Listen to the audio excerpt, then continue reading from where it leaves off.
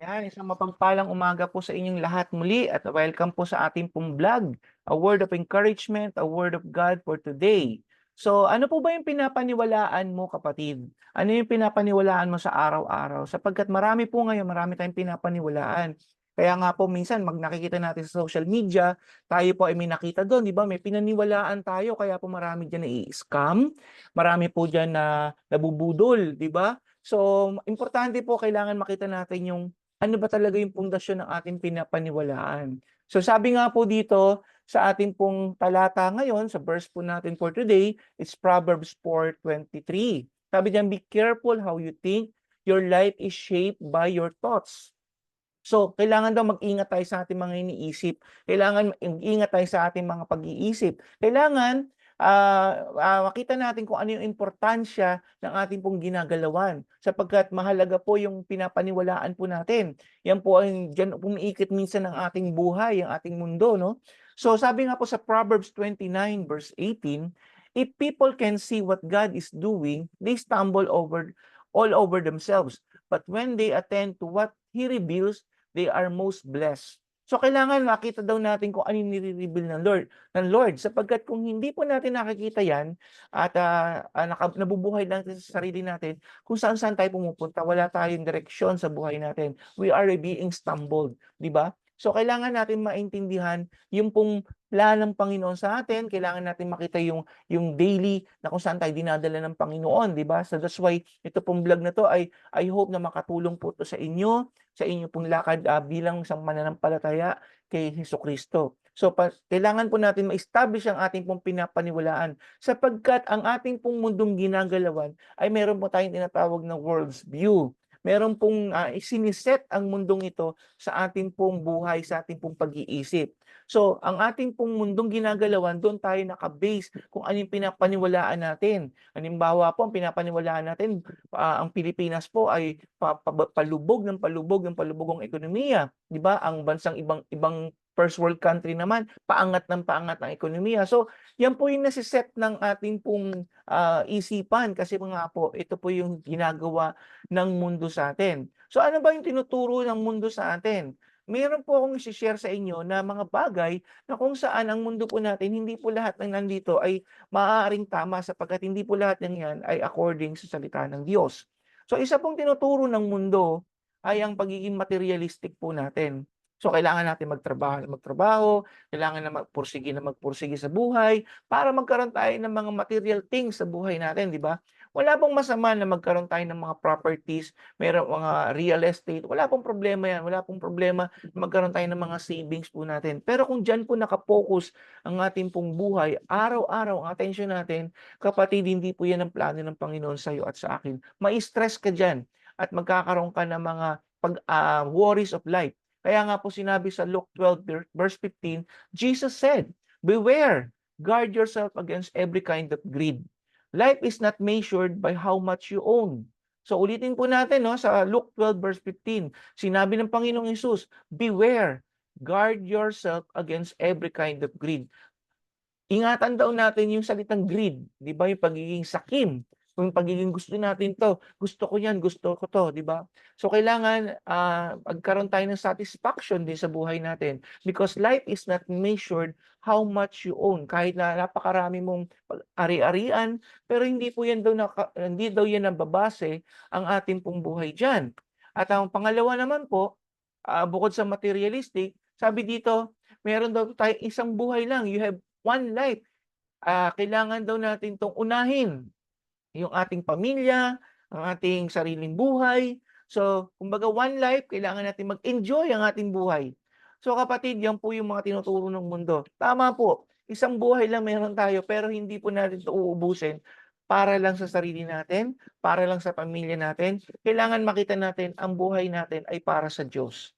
Kaya nga po sinabi ng Panginoong Hesus dito sa Matthew 16:25, ang sabi dito, if you try to keep your life for yourself, you will lose it. Ulitin ko po, if you try to keep your life for yourself, you will lose it. But if you give up your life for Jesus, you will find true life. Yan. So napakaganda po ang sinasabi ng Bible, if you give your life to Jesus, you will find true life. So hindi po pala dito sa mundo, magkakaroon tayo ng satisfaction kay Jesus Christ. So yan po, meron tayong isang buhay, pero hindi lamang po para sa ating sarili at sa pamilya po natin 'tong isang buhay na 'to, kung hindi para din po sa Panginoon, yan. So hindi lang ang tinuturo ng mundo, yan po materialism at yung pong iisang buhay para i-enjoy mo yung life mo. Ano pa ba ang tinuturo ng mundo? Gawin mo yung kung saan ka masaya, yan. So, 'di ba ang mundo natin, okay, we have one life, o mag-enjoy ka na, 'di ba, life must go on, party dito, party do'n. Wala pong masama mag-enjoy, magkaroon ka ng pleasure, 'di ba? Pero yun nga po, kung wala si Jesucristo do'n, hindi mo maintindihan yung totoong klase ng kasayahan, yung totoong klase ng buhay. In Proverbs 21:17, ang sabi diyan, "For those who love pleasure become poor." O yan, 'di ba totoo naman po, yung mahilig maglustay ng kanila pong mga income, 'di ba? At pumunta rito, gumastos do'n, 'di ba nagiging mahirap sila kasi nauubusan sila ng savings. Madalas nagkakautang-utang pa. So, 'yan po ay hindi true life, hindi po 'yan totoong buhay. 'Yan po ay pagbawaldas din po, pagiging greedy rin po 'yan, mga 'pag sobra-sobra po. Sabi do'n, "Those who love wine and luxury will never be rich." So, purihin ang Panginoon sa kanyang salita, 'di ba?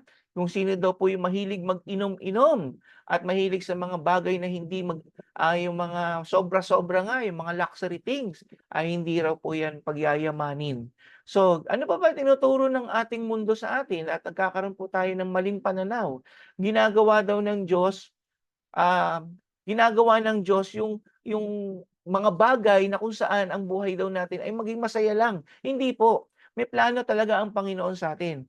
So sabi diyan in Colossians 1:16, ang plano ng Panginoon na hindi lang pasayahin ka, 'di ba? Sabi doon ang plano ng Panginoon dito ay para makuha mo yung purpose niya. In Colossians 1:16 sabi dito, everything got started with God and find its purpose in Him. So yung purpose, kailangan mong makita yung purpose mo, kapatid. So yung purpose na yan, binabaliktad yan ng ating mundong ginagalawan. So akala natin 'pag kay Lord lang puro tayo saya, hindi po. May saya po doon, pero kailangan natin ma-fulfill yung purpose of life natin. Maganda po ang mga, binibigay ng mundo, pero minsan nililihis po tayo palayo sa Panginoon. So ano bang dapat mong paniwalaan, kapatid? You must be vigilant. Kailangan makita mo ano ba yung tinuturo sa'yo ng kapaligiran mo. Ito ba'y ayon sa salita ng Diyos? Kung ito po ay hindi ayon sa salita ng Diyos, maliligaw po tayo. Kaya nga po maraming tao, tinatawag ng Panginoong Hesus diyan, mga ligaw na tao, mga lost sheep, 'di ba? So, kailangan mo makita, number one, you must learn the truth. Kailangan mong makita yung katotohanan sapagkat ang katotohanan ang magpapalaya sa'yo. In Proverbs 23:23 ang sabi diyan, "Learn the truth and never reject it. Get wisdom, self-control, and understanding." Learn the truth. Kaya paano mo malalaman ang katotohanan? Kailangan mong mag-aral. Kailangan mong magbasa ng salita ng Diyos. I-meditate ito daily. Kaya nga po sinabi sa Joshua 1:8, 'di ba? Araw at gabi binagbubulay-bulayan niya ang salita ng Diyos at doon magkakaroon ka ng success life. So in John 14:6, sabi pa dito, si Jesus daw ang way, ang truth, and life. Sabi ng John 14:6, si Jesus ang way, ang truth, and life.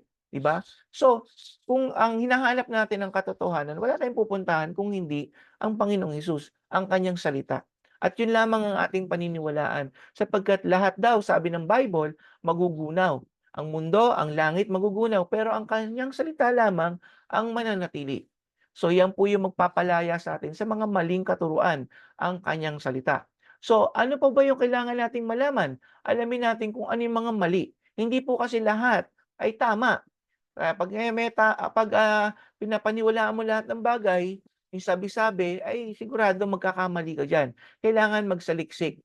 Kaya nga sabi sa 1 John 4:1, "Don't believe everything you hear." 'Wag po kayong makinig lamang at makinig lamang sa ibang tao. Kailangan niyo ring saliksikin ang kanyang salita. Be careful, 'di ba? Ang sabi diyan, "Weigh and examine what people tell you. Not everyone who talks about God comes from God. There are lot of lying teachers loose in the world. So, hindi po dapat tayo makinig lamang ng kanyang salita kagaya itong mga vlogs na 'to, ng mga bidyong ito. Kailangan din natin magbasa ng kanyang salita. So, isa pa po, gusto ng Panginoon din, turn from the world to the Word. Kailangan nating baguhin ang ating pag-iisip diyan. Kasi 'pag hindi tayo nagpunta sa Word, yung pong salita ng Diyos, ay nandun tayo sa world, sa sanlibutan. Kaya nga sabi diyan, do not conform any longer to the pattern of this world. Ito po yung makikita natin sa Romans 12:2. Do not conform any longer to the pattern of the world, but instead transformed by the renewing of your mind. Then you will be able to test and approve what God's will is. So napakaganda po ang tinuturo ng salita ng Panginoon na kung saan tayo daw po ay bumalik doon sa original plan ng Diyos, which is ang salita niya. So kapatid, wag po tayong basta-basta makikinig. Kaya po tayo nai-scam, kaya po tayo nabubudol, kaya po tayo ang dami nating pinapaniwalang mga maling bagay kasi hindi po tayo nag-aaral, hindi tayo nakikinig ng kanyang salita. So I hope po sa umagang ito o sa araw na ito, kayo po ay na-encourage ko na ano man yung pinapaniwalaan mo may power diyan.